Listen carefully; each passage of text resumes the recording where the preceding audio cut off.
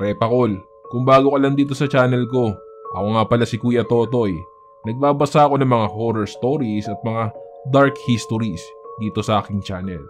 Kung gusto mo ng mga ganong content, don't forget to subscribe at i-click mo na ang notification bell para updated ka every time na mag-a-upload ako. Simulan na natin ang kwentuhan ngayong araw. Serye FM.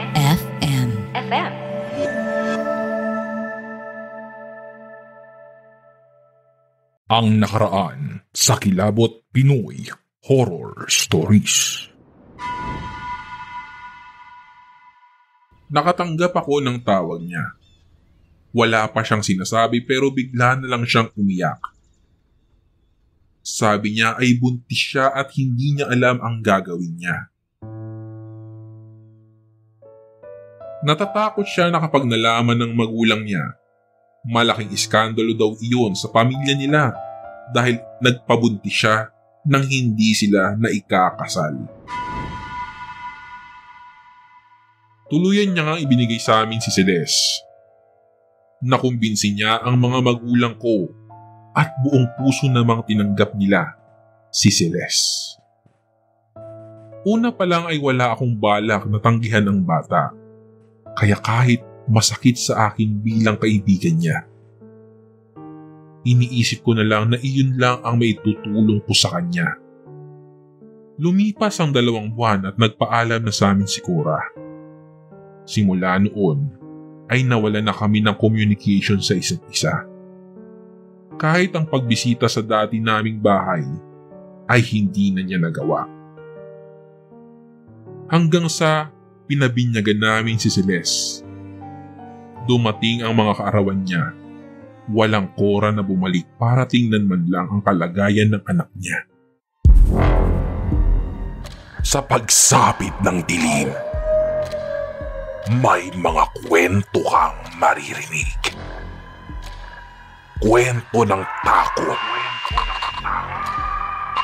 na magpapanginig sa iyong dibdib.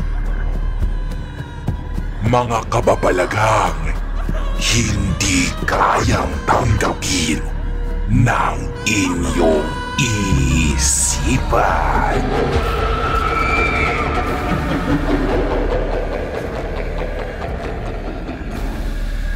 Nagkaganap sa Kilabot Pinoy Horror Stories.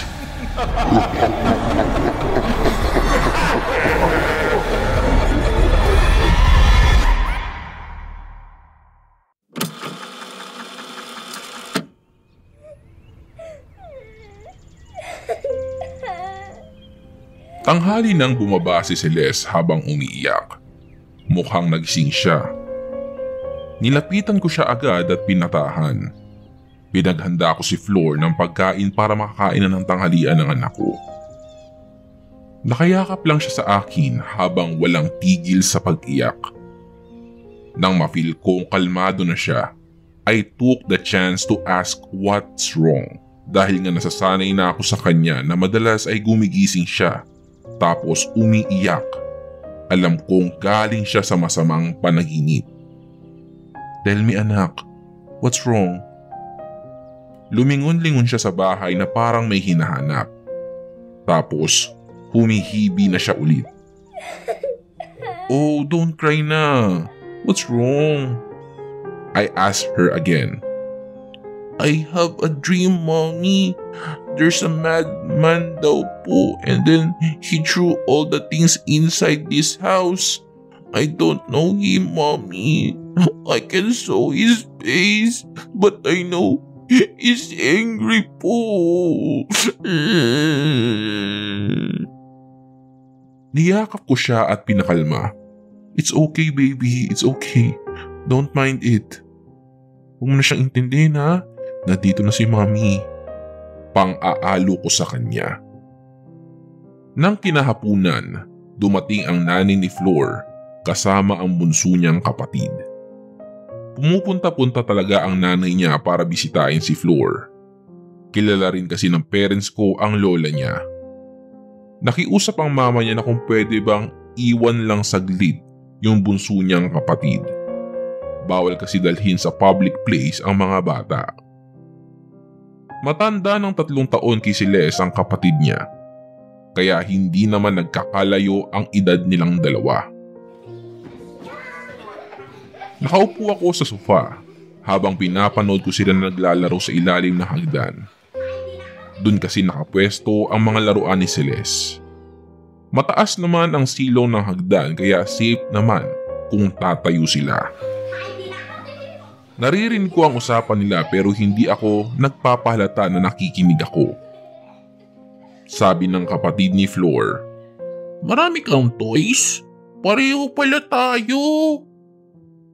Yung anak ko naman ay natutuwa kasi nga may kalaro na siya. Basta lahat ng laruan niya, pinapakita niya sa kapatid ni Flor. Hanggang sa nagsalita na naman siya. "Ikaw nagsira ng bed nyo? Nagplay ka ng apoy? My mommy told me na bad daw yun."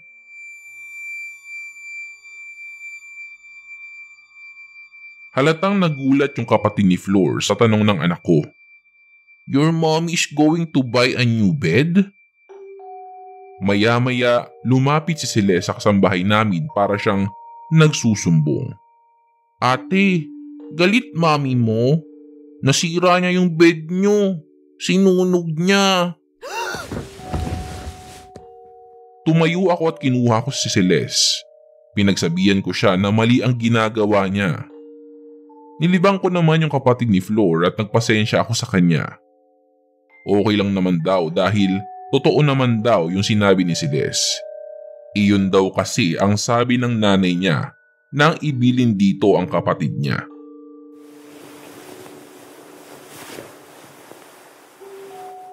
"Sinasadya mo ba na alamin yung ginawa niya, anak?"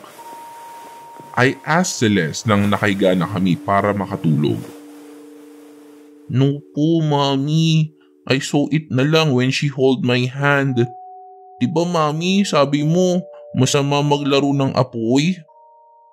Tumango ako. "Siya kasi nagplay tapos nasunog yung bed nila." "Masama nga yun, anak. Pero sa susunod ha, kapag may humawak sa'yo o kaya naman hindi mo sinasadyang malaman ang tungkol sa isang tao, huwag mo na lang sabihin. Diba? Secret natin yung powers mo." Then, she nodded.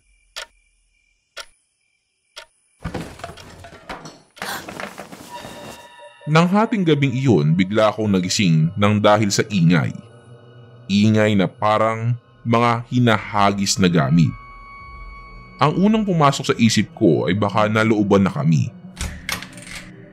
Naging sabay ang paglabas namin ni Flor mula sa kwarto. Bigla namang nawala ang malalakas na ingay na galing sa first floor. Pinabuksan ko kay Flor ang ilaw sa hagdan para tingnan namin kung ano ang nangyayari. Pagkababa namin, nakita kong kalat ang mga gamit. Basag ang ilang figurines, pati na rin ang mga vases ko. Naalala ko yung kinuwento ni Celeste tungkol sa panaginip niya. Hinalughog namin ang buong bahay, pero wala naman kaming ibang nakitang tao. Sarado at nakalak ang mga pinto. Pinasilip ko rin kay Flor ang gate pero maging iyon ay nakalak rin. Hindi ako nagsasalita habang naglilinis kami ng mga kalat. Iniisip ko kung paanong nagbagsakan at nabasag ang mga gamit kung lahat naman ng pinto ay nakalak. Ano kaya ang nangyari, ate? Alam kong natatakot si Flor nung oras na yun. Hindi ko na ginatungan ang takot niya. Pinabalik ko na sa kanya ang mga ginamit naming panglinis. Nagulat ako nang biglang nagtatatakbo papalapit sa akin si Flor. Nanginginig siya at namumutla. Ano ba yun, Flor? Mamamatay ako sa'yo sa nervyos eh. Tinuturo-turo niya yung kusina. Ate, kasi kasi may putik po doon sa sahig. Muntik na akong matawa dahil sa isip ko ay yun lang pala. Pero umiiyak na siya tapos mahigpit yung kapit niya sa braso ko. Ate, wala yun kanina dun. Nung sinilip ko yung pinto kanina, walang putik dun. Naglakas loob akong tingnan ang sinasabi ni Flor. Pagpasok namin sa kusina, gusto kong kurutin si Flor sa singit dahil wala naman akong nakitang putik. Sobrang linis ng sahig at maayos rin ang mga gamit. Alam mo, naaalimpungatan ka lang, Flor. Please lang ha, huwag ka nang dumagdag kay Celeste. Baka mauna pa ako mabaliw kaysa sa inyo eh. Talagang pinipilit ni Flor yung nakita niyang kalat na putik sa kusina. Hanggang sa pumanik na kami sa kwarto ay iyon pa rin ang sinasabi niya. Sa sobrang takot niya nga ay kinuha niya yung sofa bed sa kwarto niya at nakitulog sa kwarto namin. Naniniwala ako sa kanya pero gusto kong alisin lahat sa isip ko. Hindi pwedeng ako ang manghihina. Paano na lang kami? Pero parang hindi ko rin lubos maisip na kakayanin kong tumira ng matagal dito knowing na may iba pa kaming kasama. Tama na nga sa akin yung laging kinakausap ni Celeste pero not the man na sinasabi ng anak ko. I know na panaginip niya lang lahat yun pero ayokong questionin ang kakayahan ng anak ko. Alam kong hindi lang basta panaginip yun, Kuya Totoy.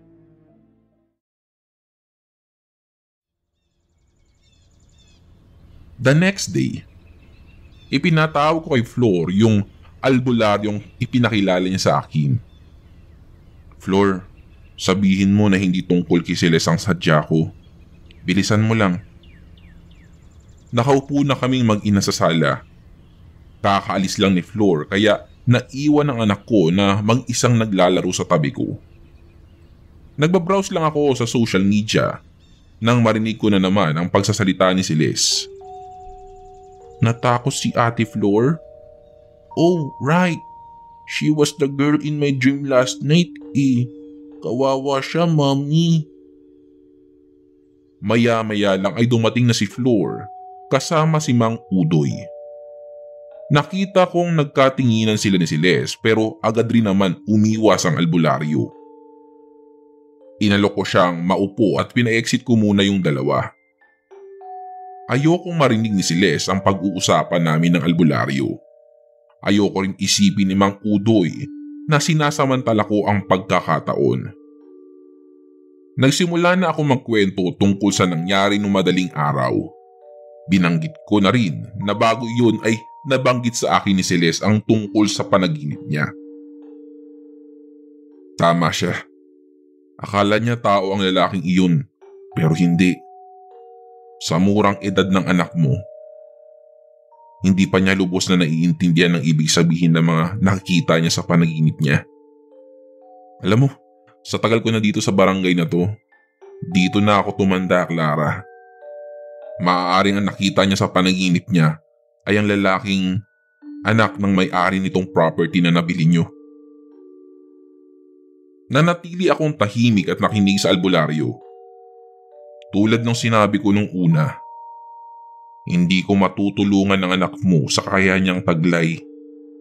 Iba-iba ng kapasidad ang bawat taong may kanya-kanyang kakayahan. Bata pa ang anak mo, Clara. Marami pa siyang malalaman. Yakapin mo na lang kung ano ang meron siya. Tumayo siya at nilapitan ako. Nilahad niya sa ulo ko ang palad niya. Ilang segundo ay lumayo na siya sa akin. Maaari mong ibahin ang pwesto ng tulugan ng iyong anak, pero hindi ako nakakasigurado na mababawasan ang mga panaginip niya. Hinatid ko siya hanggang sa labas ng gate, pero merong bumabagabag sa isip ko. Habang nagluluto si Flor ay hinihintay namin siyang matapos. Naalala ko ang sinabi ni Celeste bago sila dumating. Celeste, Ano yung sinabi mo kanina about kay Ate Flor? Yung sabi mo kawawa siya? Kawawa siya sa panaginip ko, Mami. Kasi takot po siya. Nakahinga ako ng maluwag. Akala ko kung ano na naman ang napanaginipan niya. Hindi pa rin kasi mawala sa isip ko ang sinabi ni Mang Udoy tungkol sa bahay na ito. Ang alam ko talaga ay pribado ang property na ito. Alam kong may pamilyang pinanggalingan ito pero hindi naman nakarating sa akin ng kwento tungkol sa lupain na ito. I'm planning na magtanong-tanong sa mga residente dito kung anong kwento sa property na ito. Na-curious ako sa lalaking napanaginipan ni si Les. Tuesday morning. Ito yung time na sobrang busy ko, umagang-umaga pa lang. Nakapwesto ako sa table malapit sa sala, habang nandun naman si Flor at si Les na naglalaro. I don't mind them as long as nahahagi pa rin ng mata ko ang anak ko. So here it goes. Sumakit yung balakang ko dahil ilang oras kong nakaupo. Tumayo ako at lumabas ng bahay, hindi naman totally lumabas ng gate, hanggang beranda lang. Mga ilang minuto pa lang ako na nasa labas. Stretch lang, ganon Kuya Totoy. May matandang babae na biglang nagsalita mula sa labas ng gate. May dala siyang malaking plastic na puro dried foods ang laman. Sabi niya ay baka gusto ko raw bumili. Fresh ang mga tuyo at danggit na dala niya. Natuwa naman agad ako kasi namimiss kong kumain ng danggit ng Cebu. Pinatuloy ko siya pero hanggang bakuran lang. Nagchichikahan kami kung magkano ang ganitong kilo, ganito, ganyan. Bala ko kasing padalhan ng parents ko sa Manila pati ang iba kong mga kaibigan. Tinawag ko si Flor para kunin ang wallet ko. Hindi ko naman napansin na pati anak ko pala ay tumayo sa pinto at nakisilip. Pero hindi naman siya lumabas talaga. Naging abala ako sa pagtingin-tingin ng mga danggit at tuyo. Meron pang dried mango. Napatigil ako kasi hindi na umiimik yung matanda. So pagtingin ko sa kanya, sa bahay na siya nakatingin. Napatingin na din ako sa tinitignan niya. Tsaka ko lang na-realize na nasa pinto pala ang anak ko. Nakaupo siya habang naglalaro ng Barbie doll. I was little bit uneasy nang marinig ko siyang nagsasalita na naman mag-isa. Timing naman na dumating si Flor. I was trying my best to act normal as I can. Pumasok na kayo sa loob. Utos ko kay Flor. Hinarap ko na yung matanda para makapagbayad na ako. Pero ramdam ko yung parang there was something off. Siguro dahil may tinatago lang ako. Kaya ganon ang na-feel ko. Pero nagulat na lang ako nung nagtanong siya. Anak mo? Nginitian ko siya tapos inabot yung bayad ko. Opo. Kinuha ko na agad yung mga binili ko pagkaabot niya sa akin. Binitbit naman din niya ang mga dala niya. Hinatid ko siya hanggang sa labas ng gate. Nang ilalak ko na yung pinto, narinig ko na naman na nagsalita siya. Hindi mo siya totoong anak, hindi ba? Hindi agad ako nakasagot dahil sa gulat. Dinaan ko na lang sa alanganing ngiti. Hindi ko alam kung paano ako magsasalita. Palagi mo siyang iingatan. Mapalad ka at may anak kang katulad niya. Pero hindi madali ang magkaroon ng ganyang klaseng anak na may taglay na kakaibang kakayahan. Sana ay mas mapalad siyang sa'yo siya napunta. Tumingin siya ulit sa bahay namin. Walang ibang tumatakbo sa isip ko kundi ang anak ko. Malalaman rin niya ang buong katotohanan na hindi ikaw ang totoo niyang ina. Kaya kung ako sa'yo, sabihin mo na sa kanya hanggat kaya pa niyang maintindihan. Dahil sa oras na siya mismo ang makalam, ihilingin niyang mas mabuting ibalik mo siya sa totoo niyang magulang. Hindi pa huli ang lahat. kaunti pa lang ang nalalaman niya. Pagbalik ko sa loob ng bahay ay agad kong kinausap si Celeste. Pinipilit kong maging malumanay para mas maintindihan niyang hindi normal ang nagsasalita siya ng mag-isa. Lalo na kung may ibang nakakakita. Ayokong pag-isipan siya ng ibang tao na kung anong masasamang bagay. Anak, Celeste, I understand you ha. Naniniwala si Mami sa'yo. At gusto kong maintindihan mo na hindi normal na makita ka ng ibang tao na nagsasalita ka na mag-isa. From now on, if there is someone na hindi alam ang status mo, please, be careful. Act normal, anak. She said sorry and I hugged her.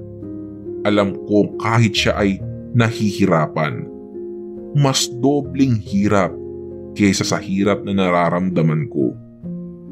Hindi ko naman masisisi ang anak ko kung para sa kanya ay normal ang ginagawa niya. It's okay, anak. I understand. Pero don't do that again, ha?